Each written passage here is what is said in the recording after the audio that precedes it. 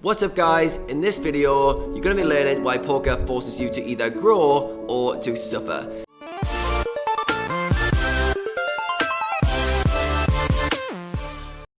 Now I was having a conversation just yesterday with a poker player and we're talking about how poker is universally challenging. It really tests you to the core of your being. And anyone who's played poker for a significant amount of time has gone through some really bad times, either financially, emotionally, with self-doubt, generally a combination of all of them, and it really does test you and your resolve. Now, I'd say that nobody comes into poker with the tools, the mindset, the abilities to have success at it. Poker is a completely new alien world compared to anything else we do, and we need to grow with poker. So at every obstacle, every time you're moving up stakes, the player I was talking about to yesterday, he was just moving up from 50 NL to 100 NL, and he was facing some variance. And we were calling like some of my past stories where I was moving up stakes as well, and almost every time I seemed to hit a roadblock. I hit a roadblock of variance or a roadblock of self-doubt. And poker is one of those things where it's going to basically test you. It's going to put up a wall, almost like are you ready to pass it? And in order to pass the test, you've got to improve, you've got to grow and rise to the challenge. And what you'll find is a lot of talented poker players, they don't grow with poker and they fail. And I've been reflecting on this and thinking, why do some players make it? Why do some players not make it? And it's like, it's almost never talent. And you can say, okay, it's mindset, but it's more specific than just mindset as a variable. Generally, the players who are able to have success at poker, they get very good at losing. What I mean by this is they use losing as a catalyst to get better. They use losing as a catalyst to improve, to study more, to get their game going in the right direction. Because this is the variable that can never be changed. And if you have a bad relationship with losing, if losing puts you into a spiral, if you start chasing losses, if you start grinding more to make the money back, if your game just crumbles through self-doubt and insecurities or anger, you're never going to make it at poker. So you need to change your relationship with losing, your relationship with bad variance. And this is a really important part of your poker career. So it reminds me of a quote by Ray Dalio. Ray Dalio's got an amazing book called Principles. And one of his principles is called pain plus reflection equals progress. Pain plus reflection equals progress. So we all suffer the pain, right? And pain doesn't lead to progress unless we reflect on it. Now, most poker players and most people in the world generally suffer a lot, but they don't stop and take the time to reflect on that, and therefore they don't learn from it, therefore they repeat the same mistakes and the same pain cycle. If you could use poker as a catalyst for your personal growth, so every time you suffer, every time you have something that causes an emotional pain or something to some self-doubt or lack of confidence, if you use that pain as a catalyst to reflect, by reflect I mean you ask yourself, what went wrong? What could I have done better? What variables do I control that I can work on improving? And how do I have a plan to work on that? If you can use every pain as a catalyst to reflect and get better, you will continue to make progress. Most players and most people generally, they avoid pain.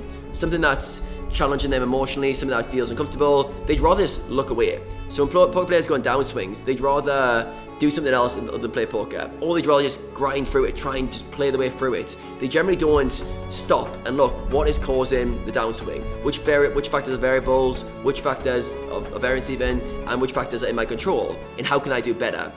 Myself, when I was going through downswings, I generally used that feeling. So the pain for me of a downswing was insecurity, self-doubt. Am I going to be good enough?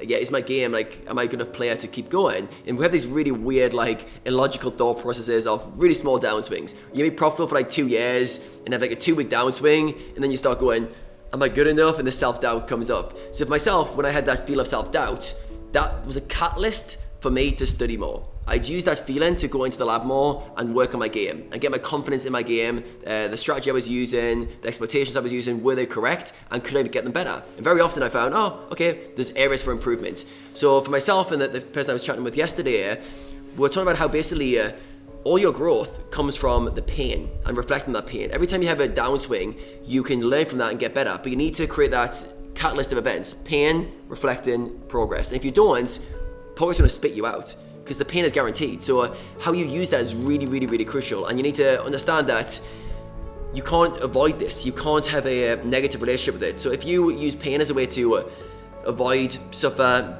do anything but reflect on it, you're going to suffer more. And poker is just going to be brutal to you. It's going to spit you out. It's going to magnify the problem. So you need to learn to get this relationship with, like, when you feel insecurities, when you feel self-doubt, when you feel anger from your mistakes, can you sit with them?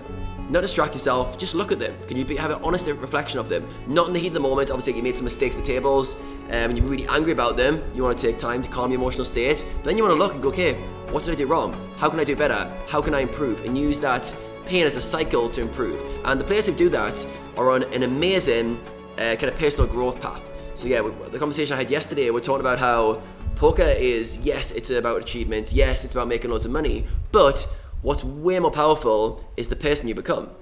If you have success in poker, very, very strong chance you're able to self-manage yourself well. You're able to stay in control of your emotions. You're able to learn from your pain. You're able to learn in general, learn skills. You're able to have good analytical thinking. But one of the key parts is you're able to get the most out of yourself. And that means overcoming all the negative patterns. Now, like I said at the start, I don't know anyone who's just naturally built for poker. You've got to just keep growing and keep growing and keep growing. And every time you hit a wall, which is going to cause pain, you've got to find a way to grow, to get better, and to get past it. So yeah, if I look back at my poker career, there's probably five walls I hit, 5 pain points which caused me the most suffering, and the walls I got through the quickest or made the most progress was whenever it stopped, reflected, thought how we could do better, and then moved forward. A lot of players, you're going to get defeated when you hit a wall, and you've got to understand that variance is going to be very volatile throughout your career. No matter how good you are right now, no matter how good things are going, you're going to have a brutal downswing at some point. On the flip side, no matter how bad things are going, it's going to end at some point, and things are going to start going up, especially if you're a good winning player. So you need to get everything in perspective. But yeah, I do feel like almost everyone is good when things are going good. By that, I mean when you're playing well, you're getting good results, generally positive momentum spirals from that.